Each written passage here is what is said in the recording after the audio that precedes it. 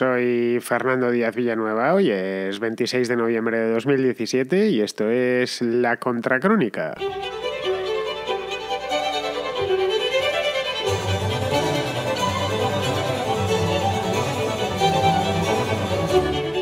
Tenemos hoy Contrarréplica, ya sabéis, vuestro programa El Día del Oyente. Ayer también fue Día del Oyente porque las películas y los libros que se dan los sábados los dan los oyentes. Yo rara vez recomiendo alguno más que el que ha recomendado el oyente antes. Bueno, pues para participar en esto, los que no lo sepáis, porque esta es la primera vez que lo escucháis, es muy sencillito. Simplemente tenéis que enviar una pregunta, una reflexión, incluso contarme una historia, que no está nada mal, sobre todo si la historia merece la pena y sois capaces de condensarla en un minuto o en un minuto y pico. Es decir, en poco tiempo, pues grabad una nota de voz en WhatsApp, esa aplicación que tenemos todos. Lo raro es encontrar a alguien, ¿no?, y que no tenga WhatsApp en el teléfono, y enviarla al siguiente número. Es el 690 82 7909. Repito, 690 82 7909. En el caso de que no tengáis un teléfono español, es decir, registrado en Movistar, en Orange, en Vodafone o en Yoigo, pues que esté en el extranjero una palabra, pues tenéis que ponerle más 34 delante, porque si no, vuestra nota de voz, vuestro comentario no me va a llegar. Así que cercioraros bien, solo si el teléfono móvil está en el extranjero, de meter ese más 34. Muy bien, pues dicho esto, pasamos directos a la contrarréplica de hoy.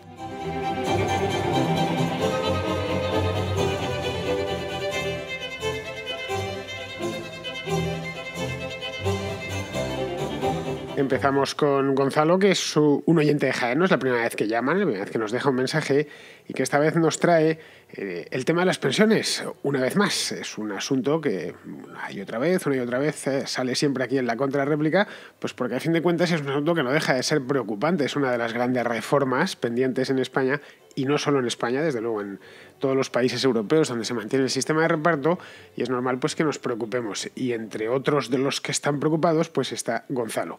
Y la pregunta que me hace es la siguiente. Hola Fernando, te envío un enlace a una noticia del Mundo en la que aparecen varios expertos que aseguran que al sistema de pensiones le quedan menos de 10 años de vida.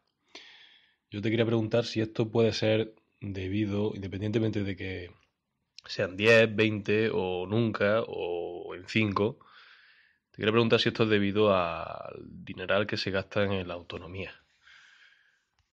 O si por el contrario es, otra razón. También te quería preguntar qué opinas de lo que proponen estos expertos, que hablan de un modelo mixto de reparto y capitalización. Es decir, sería como privatizar un poco, ¿no?, las pensiones. Un saludo, Fernando. Bueno, Gonzalo, supongo que tú sabrás que nuestro sistema de pensiones, como ya he dicho, es un sistema de reparto. Es decir, es piramidal. Es un esquema de Ponzi que en cualquier otra actividad sería algo fraudulento. Es decir, si tú y yo nos montamos un sistema como el de las pensiones, nos meterían a ambos en la cárcel, echarían, pero bajo 7 llaves, como la tumba del Cid, y tirarían las llaves al mar. Es decir, harían eso, y además el merecido lo tendríamos, porque montar un esquema de Ponzi es un fraude además de los más gordos. Pues bien, el sistema de pensiones de reparto, el imperante actualmente en España, es una pirámide. Y como toda pirámide, al final termina en algún momento quebrando. El momento de la quiebra es lo que no sabemos. Los expertos llevan quebrándola desde hace muchos años, lo menos 25, y se resiste pues por razones puntuales, porque entran nuevos trabajadores al mercado y entonces se aumenta la base, porque hacen quiebras selectivas y entonces pagan menos, remuneran menos a los de arriba, etc. Los esquemas de Ponzi, en definitiva, quiebran definitivamente cuando por la parte baja de la pirámide deja de entrar dinero suficiente para remunerar a la parte alta. En ese momento ya se produce una quiebra técnica de la pirámide. No entra lo suficiente y los de arriba se quedan con la mano extendida. Oye, ¿y lo mío? ¿Dónde está lo mío? Es que no te lo podemos dar porque no hemos recolectado lo suficiente por abajo. El sistema español todavía está lejos de eso, pero si no se le practican reformas, y reformas se le vienen haciendo, básicamente quiebras, ya digo, cambios en la contratación, terminará en ese momento, que un mes no le llegue el dinero a los pensionistas, siempre y cuando no busquen otras fuentes de financiación. Bien, en este caso, además, en nuestro caso particular de España, tenemos que, de España y de todos los países europeos, tenemos la circunstancia particular de que la parte alta de la pirámide, el vértice de la pirámide, no hace sino crecer, porque cada vez hay más jubilados, lo cual es bueno desde un punto de vista humano, significa que más gente pasa de los 65 y vive muchos años en la tercera edad. A todos queremos pasar de los 65 y todos queremos vivir 90 años y vivirlos bien.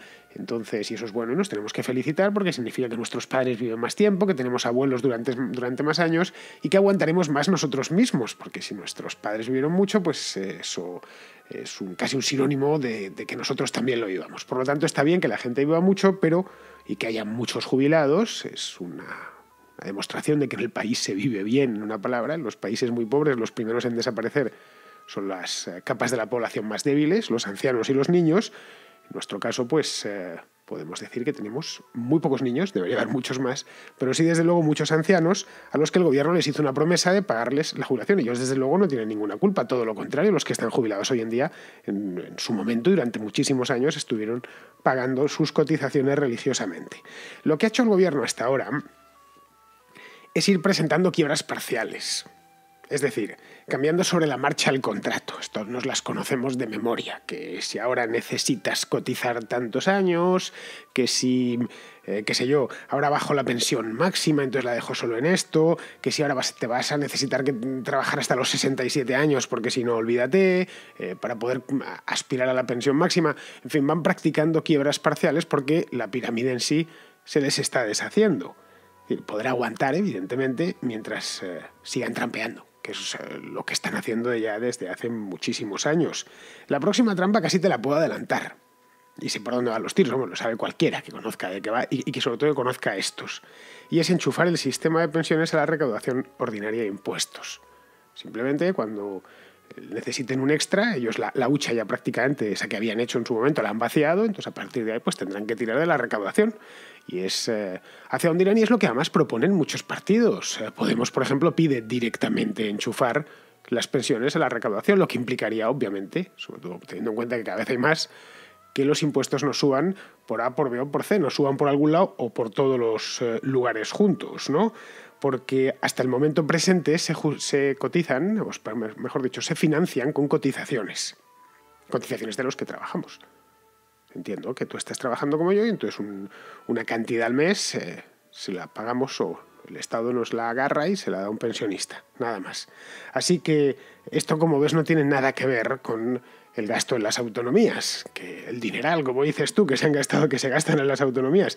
De no existir autonomías y estar con un Estado plenamente centralizado, pues costaría lo mismo, porque opera al margen de la fiscalidad común. No tiene nada que ver con eso. Es decir, la cotización, repito, la paga el que trabaja.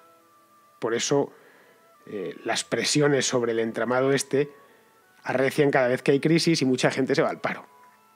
Sí, se queda gente sin cotizar, en una palabra. Siempre, cada vez que ha habido... Yo la primera vez que oí que las pensiones estaban en crisis, era yo un jovenzuelo a principios de los 90 y empecé a leerlo en el periódico, que allá por el año 93 pues decían que iban a quebrar antes de fin de siglo o según empezaba el siglo.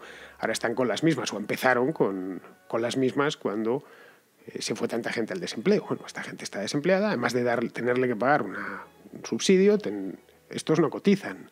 Luego tenemos más problemas para enviar dinero a la parte de arriba de la pensión. Lo del modelo mixto que me comentas, que algunos expertos lo dicen, pues viene a ser algo así como que parte de la cotización se la metamos a la pirámide, nos la quite el Estado directamente y la otra parte la capitalicemos. Es decir, la ahorremos nosotros por nuestra cuenta.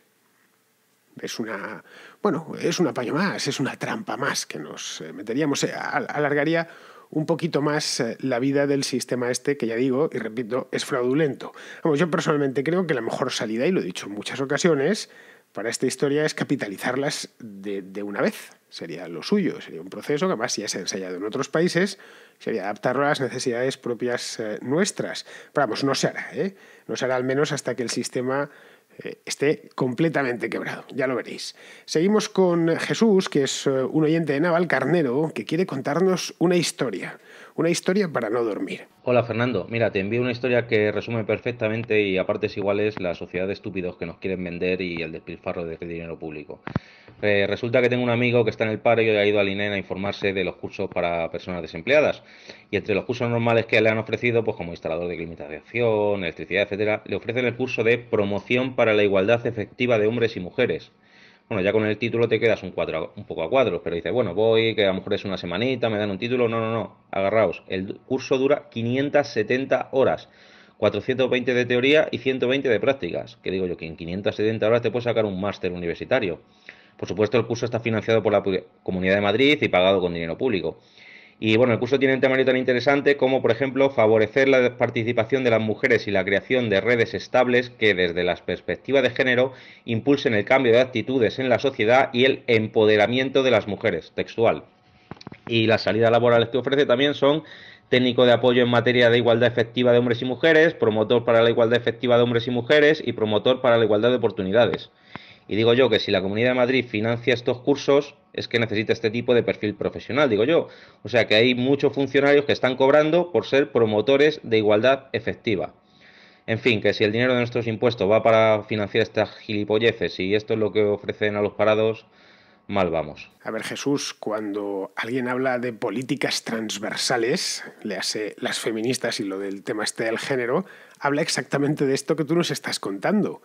Es decir, una vez han creado un mamotreto, que es de lo que se trata, de crear un mamotreto que luego se extienda como un pulpo por toda la administración.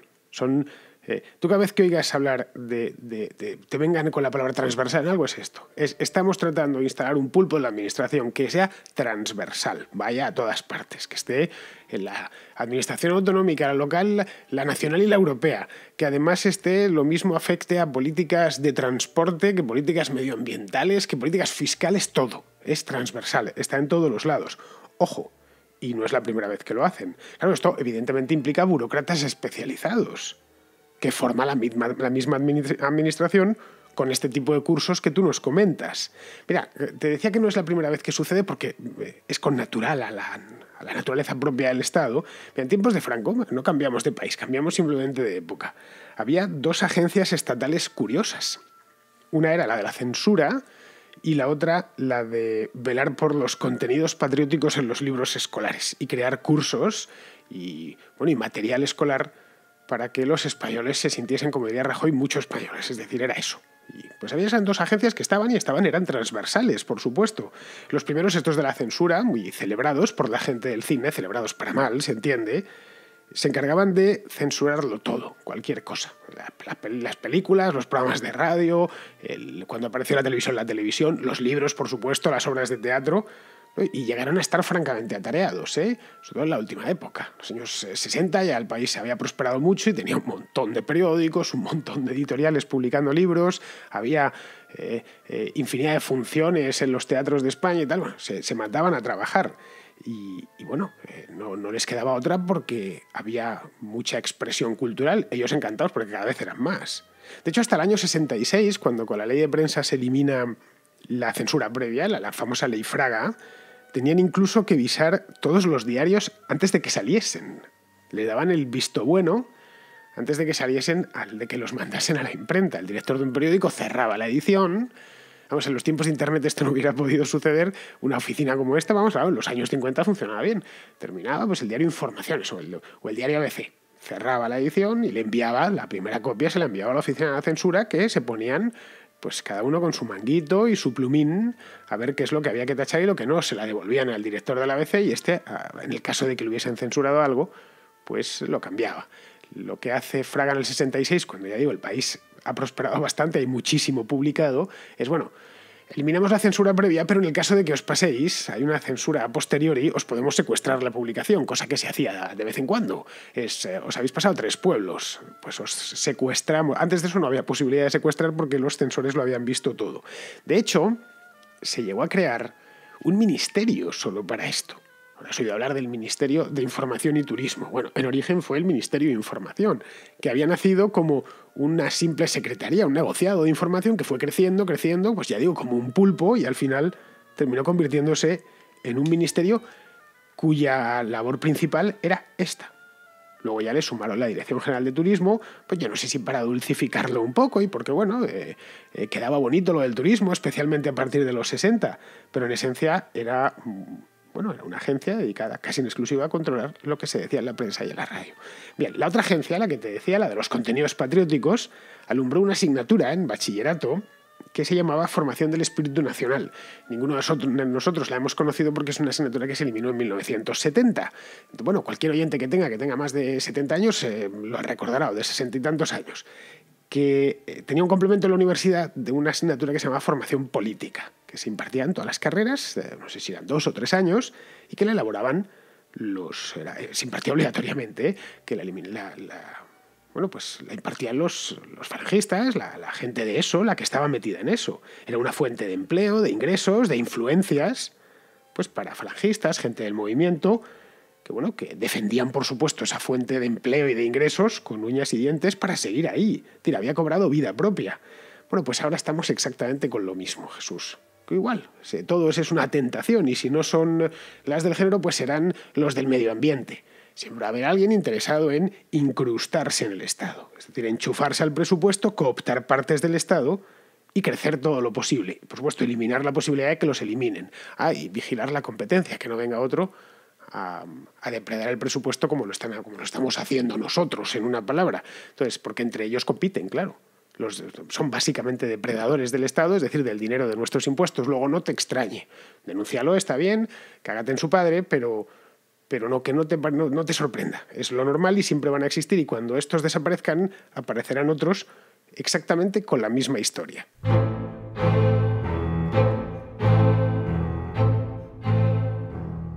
Un oyente de Murcia que se llama Mario tiene una pregunta sobre Hogar Social Madrid. Ante el monotema que estamos viviendo en las últimas semanas en Cataluña y con motivo del auge de Alternativa por Alemania, me gustaría dar una nota diferencial y hablar un poquito de Hogar Social Madrid, ¿no? Que es algo así como la Falange en 2017. Me gustaría saber qué recorrido le ves tú a este grupo en España y si puede todavía ese mensaje florecer en un país que ha sufrido 40 años de dictadura. Si puede surgir o no, porque tal como estamos... Pues mira, Mario, yo personalmente les veo poco recorrido. Esa es al menos mi opinión. Y más allá de la protesta callejera, que evidentemente no es que detengan, es que están teniendo mucho recorrido y son, para que los conozcáis, en Murcia, y estos tipos son, como dice bien su palabra, Hogar Social Madrid, hasta llevan el oso y tal en su escudo, tienen un mensaje que al menos no ha funcionado en España nunca, simplemente no cala. Ojo, y no son los primeros en intentarlo, ¿eh? No, es que por primera vez se está vendiendo este tipo de mensaje. Lo que han cambiado un poco es el envoltorio. Es decir, no van ni con las banderas, ni con la simbología que llevaban antes los que decían aproximadamente lo mismo. Pero eso no ha calado en los últimos 40 años, y dudo que vaya a calar ahora. Porque es que además el tipo de mensaje que han colocado en la calle, que han colocado en el mercado de las ideas, es muy poco demandado. En serio lo digo, y si no, estarían triunfando por todo lo alto, y no es el caso. Y cada vez es menos demandado en este aspecto. Bueno, pues desde que quedaron atrás los peores momentos de la crisis, el recurso de la pobreza, del desempleo, lo están padeciendo los de Podemos, sin ir más lejos. Yo a la líder o a la lideresa del Hogar Social Madrid, que se llama Melisa Ruiz, la entrevisté hace unos meses, este mismo año, no sé si fue en el mes de febrero o en marzo. Y la entrevistamos, Gonzalo Altozano y yo, le hicimos la entrevista en un palacete muy elegante que hay en la calle Velázquez, que habían ocupado 2 o 3 meses antes. De hecho, el mismo lugar donde murió Millán Astray, el fundador de la Legión. Ahí en el mismo centro de Madrid, un palacete que se había convertido en su casa, y además se le había colocado allí la dirección de mutilados de guerra. Un sitio además muy bien cuidado, tal, aunque ahora creo que pertenece al ejército. La cosa es que lo habían dejado, estaba semi-abandonado, y estos tipos lo ocuparon. Bueno, podéis ver si queréis la entrevista en mi canal de YouTube. Yo lo que pude ver, tanto en la entrevista como lo que he podido leer sobre ellos, es que tienen un discurso muy podemita en lo social. Luego son nacionalistas españoles, eso creo que no lo ocultan. Tienen gran profusión de banderas en sus manifestaciones, y son muy xenófobos. Ojo, no racistas, xenófobos, que no es lo mismo xenofobia que racismo. La xenofobia es el rechazo a lo extranjero, sin más. Y en este aspecto creo que tampoco España para los españoles, bueno, nada que no hayamos oído 100.000 veces, sinceramente. No, quizá es que eres joven y es la primera vez que oyes que alguien lo dice, o porque como lo dicen por internet tienen más eco, pero esto se viene diciendo desde siempre. Siempre va a haber partidos y grupos que piden estas cosas. Nada más. En España, hay poca gente dispuesta a comprárselas. Y no habría que hacer casi un programa o varios programas para ver por qué la extrema derecha en España no funciona o este tipo de ideas en España no se terminan de comprar. En cambio, se compran ideas muy similares en la izquierda. Te lo digo porque en los últimos 40 años no han funcionado y no han encontrado eco en la sociedad. Bueno, seguimos con Quique, que es un oyente de Gerona que tiene una duda sobre Bitcoin. El otro día, escuchando el colectivo Burbuja, había uno que hablaba de... Por cierto, soy el Quique de Girona. Pues había uno que hablaba de los Bitcoins, que digamos que no es fácil, ¿no?, utilizarlos. Pues no, Quique, no es tan fácil como usar dinero en efectivo o tener una tarjeta de crédito, obviamente. Desde luego, lo más cómodo del mundo es el dinero en efectivo. Uno lleva en el bolsillo 4 euros, se sienta, pide un café, saca las 2 monedas, las 4 monedas, pum, paga y adiós. Ya está, eso es la cosa más cómoda del mundo. La manera de librar una deuda siempre, la mejor es el efectivo. No tienes ni que andar poniendo clave, ni nada, ni tiene que ponerte el tipo un TPV para ver que se ponga en contacto con el banco, no hay deudas de por medio, tú sacas es el modo mejor de librar una deuda. Pero, claro, evidentemente no podemos ir cargados de dinero en el bolsillo, por eso se inventó pues, que si el dinero de plástico y todas estas cosas, y el Bitcoin no deja de ser una moneda electrónica. Es decir, no hay Bitcoins... Bueno, hay algunos que se hacen, estas moneditas que aparecen en las fotos, pero son más a efectos puramente casi de marketing. No hay bitcoins amonedados, en una palabra. Yo tuve uno que me dejó Randy Brito, que es un bitcoiner, es un gran apóstol del bitcoin, que está en Sevilla, y hace cosa de año y medio por ahí me la dejó coger con la mano y la tuve y era un bitcoin. Pero claro, a efectos más de pura publicidad, ¿no? De que se vea algo físico y algo que puedas tocar, algo tangible. Pero por lo demás es una moneda electrónica. Pero vamos, hoy por hoy, y creo que ya lo he dicho en alguna ocasión, el bitcoin es más una reserva de valor que un sustituto del dinero. La reserva de valor, pues... frente a las prácticas excesivas de los bancos centrales, especialmente de ciertos bancos centrales que han devastado sus monedas, como el de Venezuela. Vamos, no solo el de Venezuela directamente, es que ha arruinado el bolívar, pero que el Banco Central Europeo, la Reserva Federal de los Estados Unidos hacen cosas muy parecidas. Lo que en la calle llama la represión financiera. Bueno, pues una respuesta a eso y por lo tanto una reserva de valor. Luego, hay otro tema, y es que no lo acepta todo el mundo. No verás por la calle. Aceptamos bitcoins, como ponen aceptamos tarjeta. Una cosa normal. Tú hoy, al menos en España, y bien lo sabrás, hay en Gerona que puedes pagar con tarjeta prácticamente todo. Desde un café en una cafetería hasta comprarte un equipo de alta fidelidad, es decir, compras caras, o ir a comprarte una moto y pagarla con tarjeta de crédito sin problemas si tienes suficiente crédito. El umbral de crédito de la tarjeta lo admite, ¿no? Eso no lo vas a encontrar fácilmente en Bitcoin, no es habitual. Eso sí, no significa que esto siempre vaya a ser así. Luego hay otra cosa, las transacciones en Bitcoin son lentas, más lentas que las muchísimo más lento que el pagar en efectivo, y además implican una comisión, que es una comisión por lo visto bastante alta. Luego, no lo veo yo demasiado práctico para las pequeñas transacciones cotidianas. Pero de nuevo, no significa que siempre vaya a ser así. Es decir, la historia no es una fotografía, es una película. Dentro de 5 años puede haber cambiado radicalmente y se haya convertido en un dinero electrónico muy factible. Te estoy hablando tal cual están las cosas en noviembre del año 2017. Es decir, cada vez más tiendas aceptan bitcoins. Esto es una realidad. Tiendas online, obviamente. Luego el monedero de tu wallet de Bitcoin sirve de hecho hoy día en la misma España para comprar pues, cosas como ordenadores, como billetes de avión en algunas aerolíneas que las aceptan, algunas agencias de viajes o incluso automóviles. Creo que es Tesla, que ya tiene una tienda en Barcelona y otra en Madrid, donde puedes comprarte uno de esos coches que tienen tan extraordinarios, lo puedes comprar con bitcoins, ¿no? Mira, hay un mapa, lo tengo delante, que se llama coinmap.org. Pues es así de simple, coinmap.org. Ahí tienes, es un mapa mundial, ¿eh? Es un API de estos de Google Maps y puedes ver dónde se puede, ciudad a ciudad, pueblo a pueblo, donde se puede comprar en España en muchísimos sitios. Está echando un vistazo, por ejemplo, en Madrid puedes comprar en 100 tiendas de todo tipo, en Barcelona 50, y he ido a mirar tu ciudad, en Gerona son 9, concretamente 9. Luego en la provincia tienes algo más. Mira, por ejemplo, en la zona de Rosas hay un par de hoteles, también por el norte, pues cerca de por Puigcerdá, por ahí también hay otro hotel que lo puedes pagar con Bitcoin, también en la Costa Brava, por supuesto. Así que échale un vistazo y verás que tampoco es tan difícil, aunque evidentemente a estas alturas pues tiene sus limitaciones.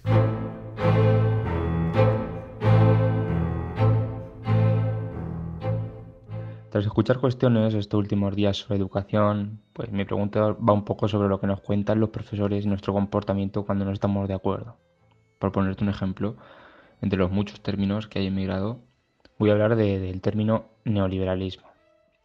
Está bien que te acostumbres a verlo, bueno, en un entorno negativo, manipulador, acompañado de adjetivos como agresivo, egoísta.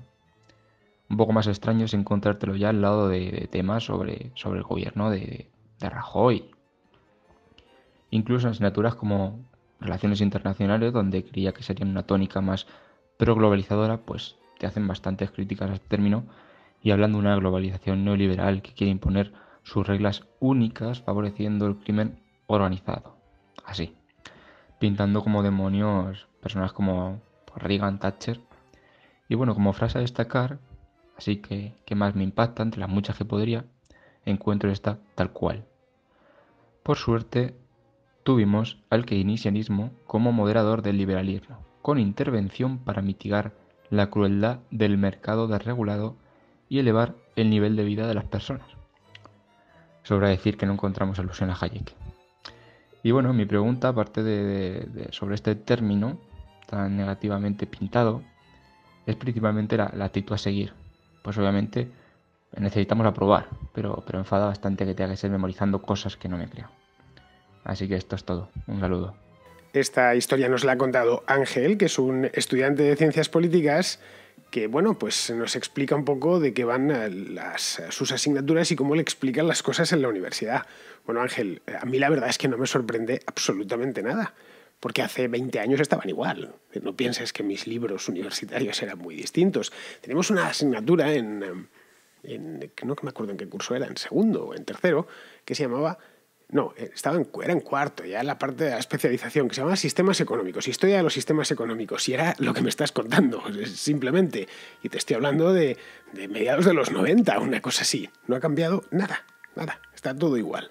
Y respecto a la actitud, pues a ver, tú quieres el título, plantéatelo así. ¿Lo quieres o no lo quieres? Pues si no lo quieres, directamente abandona la carrera, no pasa nada, por dejar la carrera. Pero si lo quieres, ya que estás allí, estás haciendo un esfuerzo personal, también económico, porque estudiar cuesta dinero, bien, lo suyo es que apruebes, ¿no? Y que saques la carrera y te quedes con el título. Las universidades, a fin de cuentas, una de las cosas que tienen que vale es la certificación, es el título, que luego te permite abrir otras puertas. Es como una llave que luego te permite abrir otras puertas. ¿Tú quieres esa llave? Hazte esa pregunta. Pues ya sabes lo que hay que hacer.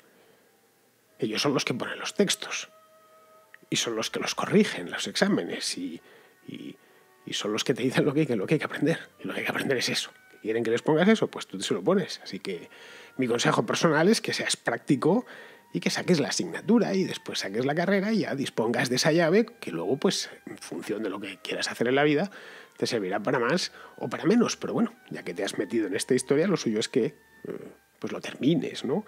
En fin, luego piensa lo que quieras, créete lo que quieras. De hecho, veo que ya lo haces, es decir, que no hace falta que te lo diga yo, que eres perfectamente independiente y practicas una cosa que en la universidad, curiosamente, se cultiva poco, por lo menos en las carreras de letras, que es el pensamiento crítico. Deberían poner tu monumento, porque seguramente muchos de tus compañeros no se hacen todas esas preguntas. Bueno, pues vamos a ir terminando y terminamos con una pregunta directa que me hace Ángel Morales. Hola Fernando, la pregunta es muy sencilla. Me gustaría saber qué es lo que te hace ser monárquico. Muchas gracias. Bueno, Ángel, yo esto creo que ya lo he explicado en alguna ocasión. Es básicamente una posición defensiva. A ver cómo te lo explico, no me queda mucho tiempo, pero vamos, en España el republicanismo es una causa de izquierda, cuando no directamente de extrema izquierda. Es la realidad, no es lo que a mí me gustaría, es lo que es, sin entrar en la naturaleza misma de la monarquía y la república, que ya he explicado 100.000 veces, que da igual, que Holanda es un país fantástico, democrático, libre, moderno, y es una monarquía, y en cambio Arabia Saudita es un país retrógrado y asqueroso, y es una monarquía también, es decir, no cambia Y Cuba es una república, ya me dirás tú. Dinamarca es una monarquía e Irán una república. Y viceversa, puedes pillar una monarquía como la de Marruecos y una república estupenda como puede ser, qué sé yo, la de Estados Unidos, es una república. Por lo tanto, eso no cambia. Eso de ser, no, por eso no pierdo el tiempo en estas cosas. De monarquía es mejor que república, no, depende de qué monarquía y depende de qué república. En nuestro caso, en el caso español, pues la república la defiende quien la defiende y defiende el tipo de república que defiende. Y dirás, no, pero hay unos cuantos republicanos liberales, son cuatro y el de la bicicleta. No hay más. En el caso de que llegase la tercera república, todos sabemos cómo sería y qué tipo de república sería. Porque quienes la traerían y quienes la han estado defendiendo durante años son quienes son. Entonces, bueno, las cosas están ahí. Por lo tanto, no tengo nada contra el rey. Ya digo, hay países magníficos que yo admiro muchísimo que tienen rey o reina y forma parte de la historia. Es decir, que no nos lo hemos inventado, que España tiene rey desde hace muchísimo tiempo, desde cientos de años. Es parte de la tradición, ¿no? Lo que es la monarquía en España está muy modernizada, no es una monarquía antigua ni una monarquía inmoral, al contrario, está después de 2 siglos. El rey de España, en muchos aspectos, la monarquía española es ejemplar incluso para monarquías como la inglesa. Esa es la cruda realidad. Pero bueno, pues nada, espero que ya con esta vez que respondo las razones por las que soy monárquico no me lo preguntéis más veces. Pero bueno, si lo queréis hacer, volvérmelo a preguntar y yo os lo volveré a decir. Muy bien, queridos amigos, pues con esto ya terminamos la contrarréplica de hoy. Me despido de vosotros. Hasta mañana.